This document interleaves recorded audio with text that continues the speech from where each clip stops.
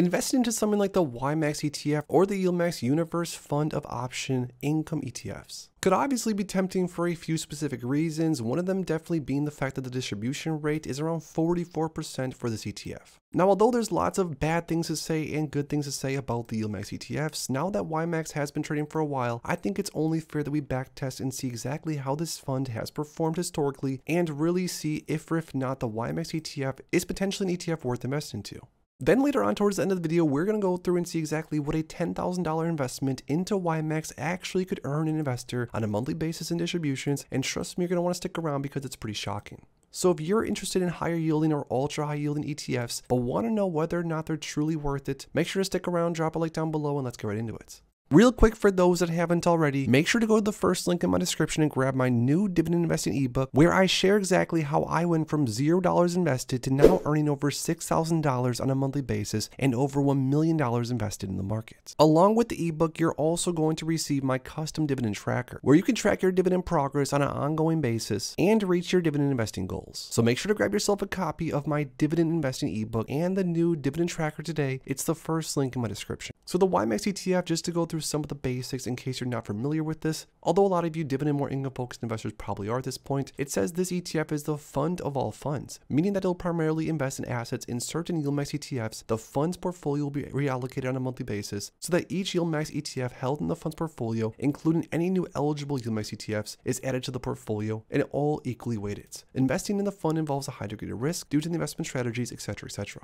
Now, as of right now, here are just a few of the different YMAX ETFs across their entire spectrum, and I currently have held on to just a few of them for a while now. Things like TSLY, I think I own some shares of Coney and others, and although I personally have been handsomely paid as far as distributions go from all these YMAX ETFs over time, the ETFs that I've been holding overall just keep dropping down and down in price, making my total return pretty dismal. Now, speaking of those handsome distributions, YMAX over time has paid so far around 53 cents, 56 cents, 63 cents, 73 cents, 73 cents, and 65 cents. Now, keep in mind, this ETF is not very expensive whatsoever. So if you're getting paid around 50 cents or more every single month, that is going to be a massive, massive distribution rate, which as we see right here has been around 44% so far. Now, YMAX's inception date was January 16th of this year, so that's once again why I thought it'd be fun to go through and actually backtest and see what this ETF's performance has been, see maybe if it hasn't been as good or maybe not as bad as some investors make it out to be. Now, the top 10 holdings as of right now are things like the YMAX AI Option Income Strategy ETF, and again, these are all basically going to be equally weighted. And then different things like the AMD one, we have the Amazon one, the Apple one, Coin, Disney, Meta, etc., etc. Now, to get to some of the obvious bad parts about this ETF, along with a lot of these other ultra high yielders, has actually decayed over time around 11.78%. So even though those distributions have been massive, this $17 or $18 as of filming this video ETF is down around 12% as far as price return goes. Not to mention another negative for this ETF, the expense ratio is 1.28%, which might honestly be one of the most expensive expense ratios I've seen across the market when it comes to any ETF I've looked into. Now, like I sort of mentioned, this is one of the main reasons I, for the most part, stay away from these ultra high yielding ETFs, is just because the strategy involved and the amount of risk, the amount of beta in the underlying is just a little bit too great for what I'm looking for. And a lot of times, because the cover call overlay, although the upside is going to be capped to some degree, the downside, although protected to a degree, no matter what, if the underlying trades down over a prolonged period of time, the ETF normally is going to follow. Which is what we've seen across the board with other YMAX style ETFs. I mean, TSLY, the YMAX Tesla Option Income Strategy ETF, this is one that I bought a few shares of early on, just as sort of a test, just as sort of an experiment. This ETF is down around 64%, which is horrible. And even though this ETF has a trailing 12-month dividend yield of around 84%, if the underlying holding just keeps dropping in price, there's only going to be so much more meat on the bone, so much more profit for investors to make and total return long term. But again, my hope and sort of the experiment for this video's sake is with the YMAX ETF, because it's sort of diversified into multiple of the different YMAX ETFs, maybe some of them are offering a little bit higher beta than others, and maybe some of them aren't necessarily going to decay as fast or maybe not at all compared to others. So that's my hope here.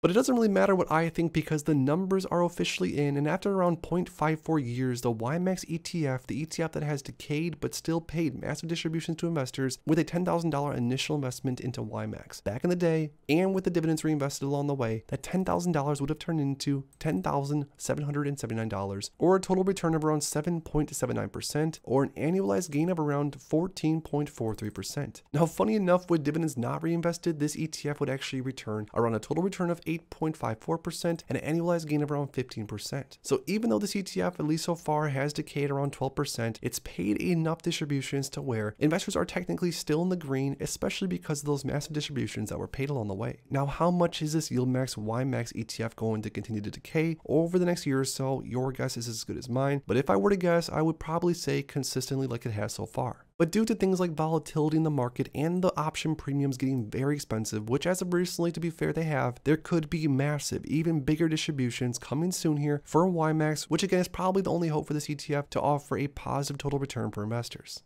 Now, because the YMAX ETF, as of filming this video, is currently trading at around $17.75 per share, that means that in theory, a $10,000 investment into an ultra high yielding ETF like this one could purchase you around 563 or 564 shares of it, which is a lot of shares, especially for just a $10,000 investment. Now, with these 563 shares, depending on what the distribution is on a monthly basis, let's average it out and say that it's around 63 cents per share per month. So that means that with around 563 shares into YMAX, an investor could potentially receive around $354 on a monthly basis, which is massive, especially like I said, for just a $10,000 investment. Now keep in mind, even though that $354 distribution could come into your portfolio every single month, it doesn't mean that your underlying still is not going to decay. And at least going off of historical performance, not to be a hater whatsoever, I literally hold some of the YMAX ETFs, but they do seem to have a tendency of decaying.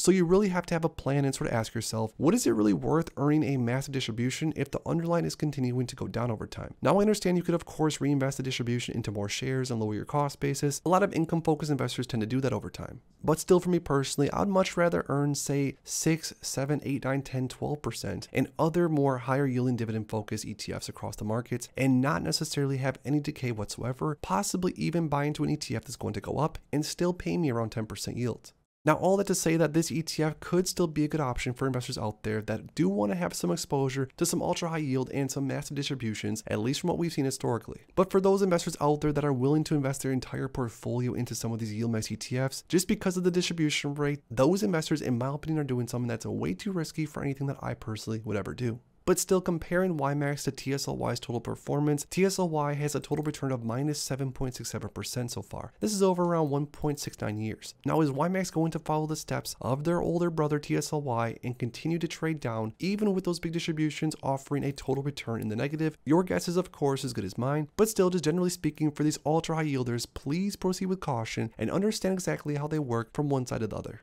But now lastly, most importantly, I want to hear from you guys down below. Do you currently hold any of the YMAX ETFs across your portfolio as of right now? And if so, drop the ticker symbols of some of them that you hold as of right now. If you enjoyed this video, make sure to please drop a like on it and subscribe for more future content like this. Thanks as always for stopping by, and if you are interested in investing, make sure to check out these recent videos I posted right here.